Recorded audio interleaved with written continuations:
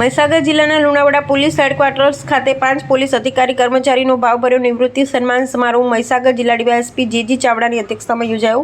મહીસાગર જિલ્લા police headquarters ખાતે 5 police અધિકારી કર્મચારીનો લાગણીસભર વિદાય અને ભવ્ય સન્માન। મહીસાગર જિલ્લા પોલીસ હેડક્વાર્ટર્સ લુણાવાડા ખાતે ફરજ બજાવી વય નિવૃત્ત થયેલા 5 પોલીસ અધિકારી કર્મચારીના સન્માનાર્થે તારીખ 30 જૂન 2026ના રોજ સાંજે 5 કલાકે મહીસાગર જિલ્લા પોલીસ હેડક્વાર્ટર્સ ખાતે ભાવભર્યો વિદાય સમારોહ યોજાયો હતો। આ કાર્યક્રમના અધ્યક્ષતા મહીસાગર જિલ્લા નાયબ પોલીસ અધિક્ષક મહીસાગર જિલ્લા શ્રી જે.જી. ચાવડાએ કરી હતી। આ સમારોહમાં વય નિવૃત્તિ થયેલા ASI Shri Arjunbhai કોહ્યાભાઈ બક્કલ number 516, ASI Shri Kalabhai જોરજીભાઈ બક્કલ number 96, ASI Shri Virabhai Bhemabhai બક્કલ number 95, ASI Shri Galabhai Fatabhai બક્કલ number 86 તેમજ પોલીસ ઇન્સ્પેક્ટર શ્રી બીડી પાંડોનું સાલ ઉડાડી પુષ્પહાર પહેરાવી અને સ્મૃતિ ચિહ્નો અર્પણ કરી સન્માન કરવામાં આવ્યું। કાર્યક્રમમાં મહીસાગર જિલ્લા પોલીસ હેડક્વાર્ટર્સના પોલીસ ઇન્સ્પેક્ટર શ્રી અમિત ખાન, જિલ્લાના વિવિધ પોલીસ મથકો શાખાઓના અધિકારી તથા કર્મચારી, નિવૃત્ત અધિકારી કર્મચારી ના પરિવારજનો, સગા સંબંધી, શુભેચ્છકો તેમજ પત્રકાર મિત્રો મોટી સંખ્યામાં ઉપસ્થિત રહ્યા। આ પ્રસંગે મહીસાગર જિલ્લા ડીવાયએસપી શ્રી જે.જી. ચાવડા, મહીસાગર જિલ્લા પોલીસ હેડક્વાર્ટર્સના ઇન્સ્પેક્ટર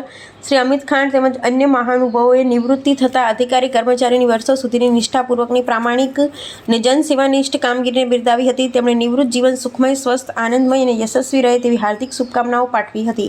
નિવૃત્ત અધિકારી કર્મચારીઓ પણ પોતાના સેવાકાળનો અનુભવ વ્યક્ત કરી મહીસાગર જિલ્લા પોલીસ પરિવાર પ્રત્યે આભાર વ્યક્ત કર્યો હતો। સમગ્ર કાર્યક્રમ ભાવુક અને આત્મીય વાતાવરણમાં સંપન્ન થયો હતો। કાર્યક્રમના અંતે સહભોજનનું આયોજન કરવામાં આવ્યું હતું, જેમાં તમામ ઉપસ્થિત મહાનુભાવોએ ભાગ લીધો હતો અને આ વિદાય સમારોહ યાદગાર બની રહ્યો હતો।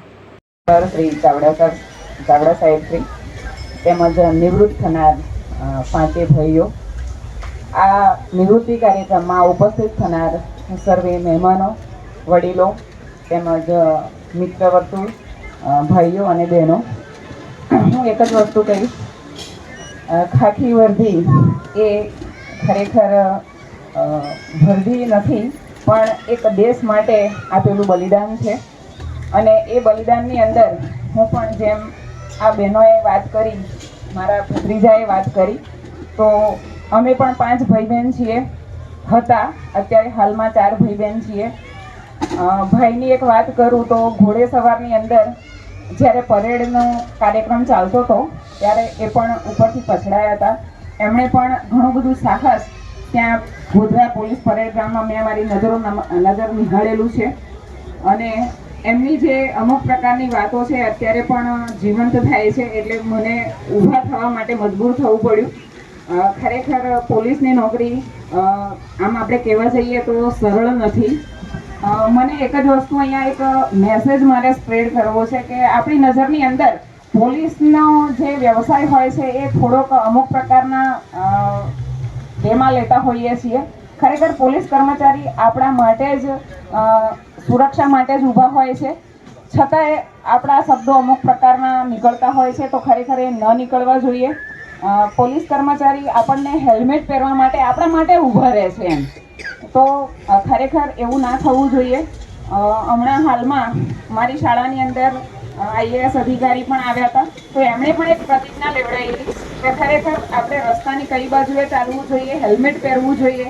તો અત્યારે આ સભામાં ઉપસ્થિત તમામ વ્યક્તિઓને હું એટલી જ અપીલ કરીશ કે ખરેખર જે આ કર્મચારીઓ અહીંયા બેઠા છે, આપણા મહીસાગર જિલ્લાના સુકાની એવા સર સફીન હસન સર, એમનું તો નામ આખા ભારતમાં ઉજ્જવળ છે અને આપણે એ બધી બાબતોને ખરેખર ધ્યાનમાં લઈએ।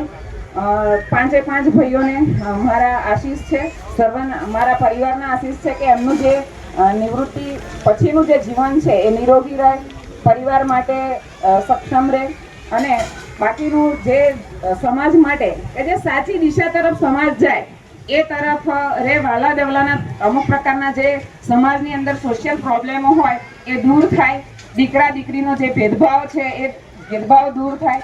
ખરેખર પુરુષ સમોવડી સ્ત્રી, અત્યારે આપણા દેશના રાષ્ટ્રપતિ દ્રૌપદી મુર્મુ છે તો એ દેશનું સુકાન ચલાવી રહ્યા છે, તો સ્ત્રી અત્યારે સવારમાં મારા વેવાઈ, અત્યારે જ્યારે આગલું પ્રવચન એમનું ફર્સ્ટ હતું, મારા વેવાઈ હતા અને એક ભાઈ પણ છે, એમની વાતોને મને હૃદયને સ્પર્શી ગઈ કે ખરેખર એક સ્ત્રીની વ્યાખ્યા આપણે જોઈએ તો ખરેખર આપણા ભારતની અંદર સૌથી વધારે જો પગાર આપવાનો થાય તો ચાવડા સાહેબ, હું લેડીઝને કહીશ કારણ કે મોર્નિંગની અંદરથી તો ઇવનિંગ સુધી કર્મચારી પણ લેડીઝ હોય છે અને હાઉસનું કામ પણ કરતી હોય છે. તો કલેક્ટર સાહેબ કરતાં પણ સૌથી પગાર તો લેડીઝનો જ હોય છે, છતાંય આપણો સમાજ એને ગણકારતો નથી એમ.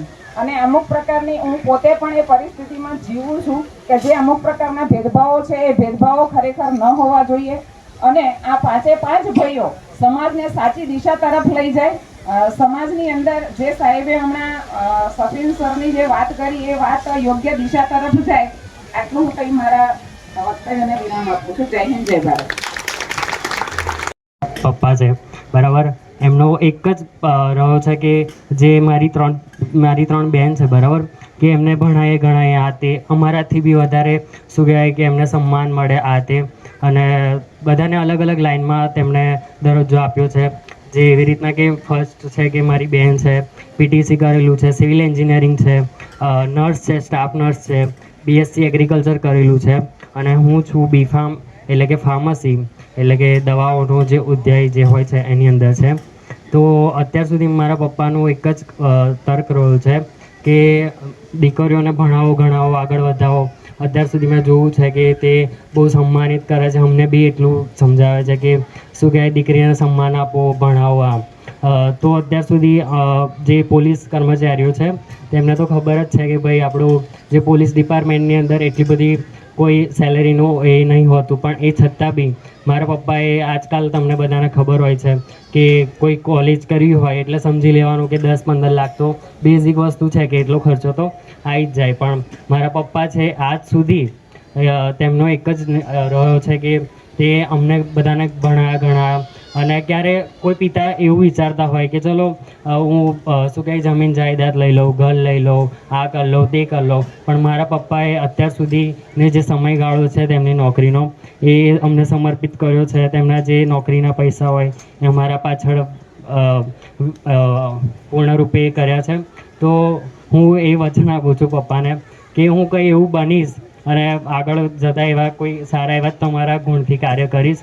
અને હું જ્યાર સુધી છું ત્યાં સુધી તો એ જ કહીશ કે મારા પપ્પાને હું એમનાથી મને બહુ બધું મોટિવેશન મળ્યું છે.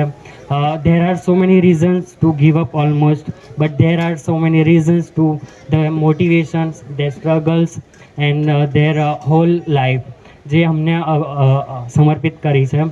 તો હું એ જ ચાહીશ કે મારા પપ્પાનો જે આ જે રિટાયરમેન્ટ પ્રોગ્રામ છે તે હંમેશા શું કહે યાદગાર રહે. આ દરેક જે વડીલ છે, બધા કર્મચારીઓ છે, તેમને એ જ કહેવા માંગીશ કે પોલીસની જે ડ્યુટી હોય છે, જે મારા પપ્પા છે અત્યાર સુધી અમને એક જ વસ્તુ કહેતા હતા કે તમે પોલીસમાં નોકરી તો નહીં કરી શકો.